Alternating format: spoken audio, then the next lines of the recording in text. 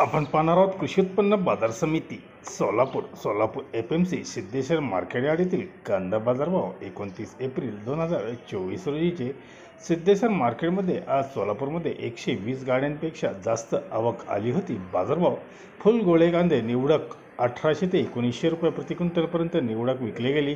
मोठा कांदा 1600 ते 1700 रुपये, मोक्कल साईज 1400 ते 1500 रुपये, मीडियम 1200 1300, गोल्टा 1000 1100, गोल्टी 800 900, चिंगळी 600 700, जोड 500 ते 600 असा बाजारभाव आज Solapur FMC Siddheshwar market yard येथील पाहायला मिळाले।